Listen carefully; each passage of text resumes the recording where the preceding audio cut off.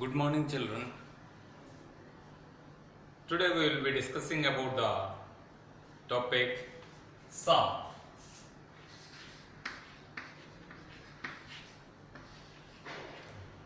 Sound is omnipresent. It is present everywhere. If you just listen silently, then at least you will be able to hear the buzz sound. Zzz, like that sound will be coming to your ears, though there were no other disturbances. That means it is omnipresent. It is present everywhere, every time, and every situation. Sound. What is this sound? So, in order to understand this, okay, we have to do some activities.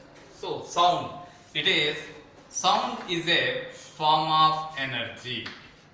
It is a form of energy. Sound energy we call it. So, energy will be there. So, when I am speaking, I am producing the sound, and when you are listening, you are able to take that sounds. So let us say, if continuously there were heavy sounds besides us, if there is no energy in that continuous heavy sounds like a borewell at your side by house will disturb you a lot, will make you restless. The birds chirruping in the morning will wake you up with a pleasant sound. The breeze of the grass will give a pleasant sound. The good music will give you a pleasant sound. Whereas the borewell, the horns, heavy horns in the traffic, the sounds that are produced in the workshops will be noisy sounds. So we can classify them into pleasant sounds and noisy sounds.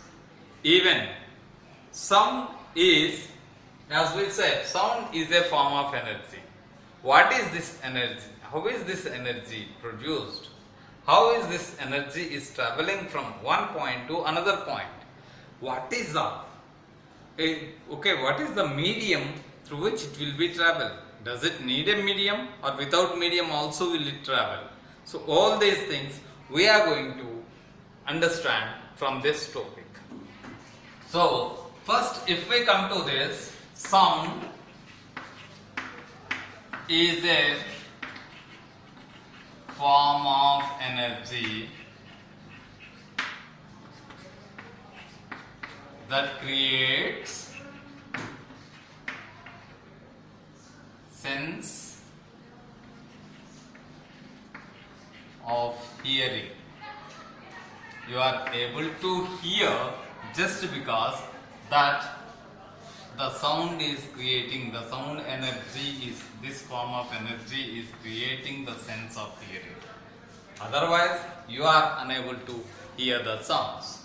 So, this is the very first most important point regarding the sound. So, how does this sound produce? Number 2, sound is produced by vibrating bodies. Does every vibrating body produce a sound? Yes, definitely. Every vibration will be producing the sound. If that vibration is too long, then the sound heard will be less.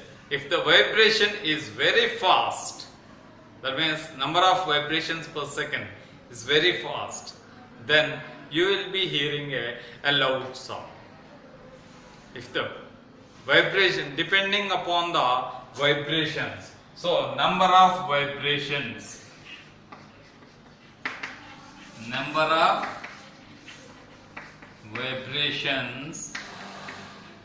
per second is called is called frequency. Okay, so frequency of sound is given by number of vibrations per total time taken.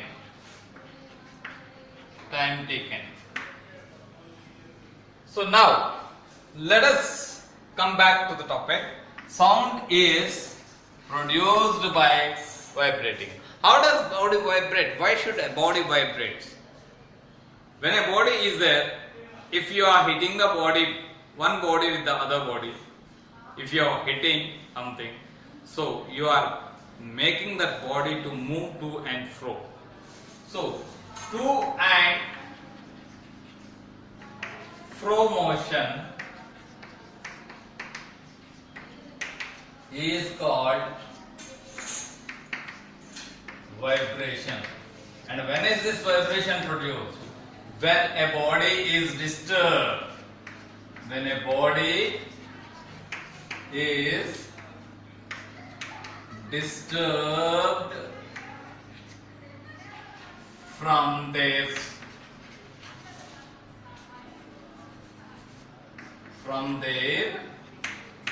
normal state. When a body is disturbed from its normal state, the body undergoes to and fro motion, and this to and fro motion is called as vibration. If this body is vibrated, then the sound is produced by the vibrating bodies, and the produced sound is able to create the sense of hearing. And this is about production of sound. If the sound is produced, this sound will influence the others. You are able to hear. So it has to travel. Sound travel from one point to other.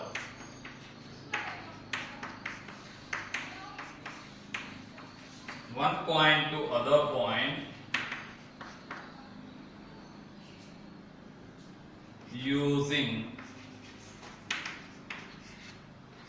a medium.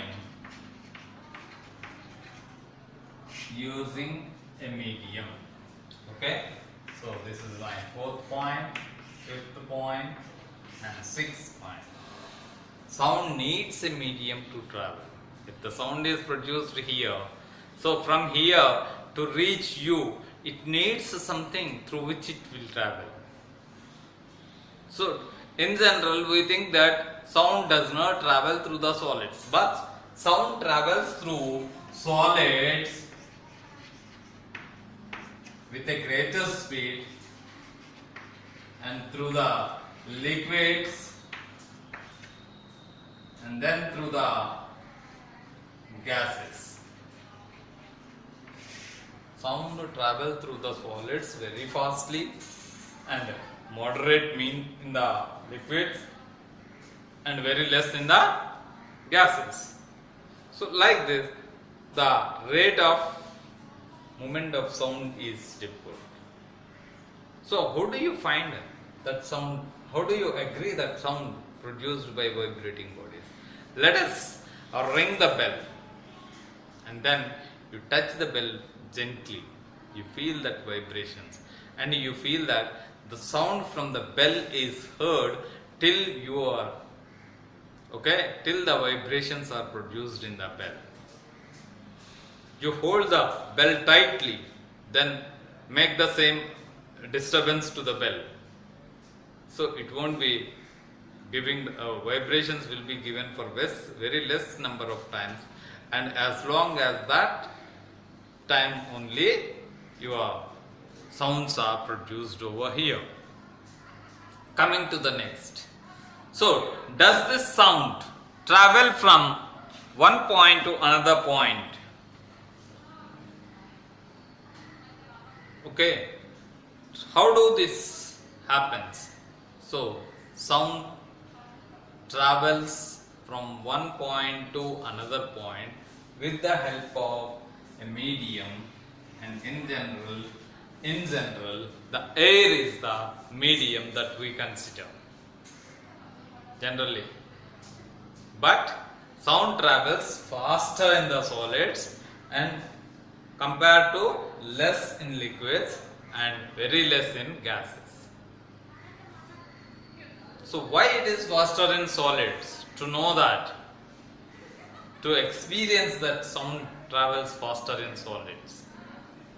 So when you might have observed that if side by any work is going on, if you put your ear to the bench or to your wall or to any other, so the sounds, the audibility of the sound will be increased. That means you could hear the sounds clearly. Similarly, this can be experienced even in the railway track. Though train is not appearing, the sound of the train is not audible to you. If you put your ears on the railway track, then you could hear the movement of the train and the train motion through the solid bodies. That means you are unable to hear the sound through the air, but when you are touching your ear to the railway track, so the sound of the train will be audible. So that is how sound travels faster in solids. You can prove it. So coming to the next, when you, okay, so sound travels faster in solids, we have proved. How do you prove that sound is produced by vibrating body? So let us take a scale, a steel scale of 30 centimeters. Then hold one end of it at the end of the bench like this. So let us take this as your bench and you put your scale like this and you hold this part with your palm and then tightly, held it tightly and then bend the scale and remove. The scale will be vibrating to this level to this level. So this undergoes to and fro motion. So this to and fro motion of this scale, when it is bent and left, it undergoes number of vibrations. As the number of vibrations are increasing, the sound from the scale is audible to you. That indicates that vibrating bodies will be producing the sound. Similarly, if we take a plate and take a spoon and hit the plate with a spoon, then observe the sound. Take some water into the plate and hit it, and now observe the sound. Same way, you can take some other solutions and do it. So there will be a difference in the sound. That difference will make you clear with how the sounds will be differ with a different way. Coming to this, sound is a form of energy we discussed. How do you say that sound is a form of energy? In order to say this, so you take a jar, a glass jar or a plastic jar, and cover its top with a balloon and pour some sand, sugar or salt crystals on the balloon and put your cell phone into it, play some songs loudly or start give a ring to the cell phone. So because of the sound produced by this cell phone, once the cell phone starts ringing, the particles which are here will be jumping up and down. That indicates that sound has energy to make the particles move up and down, jumping.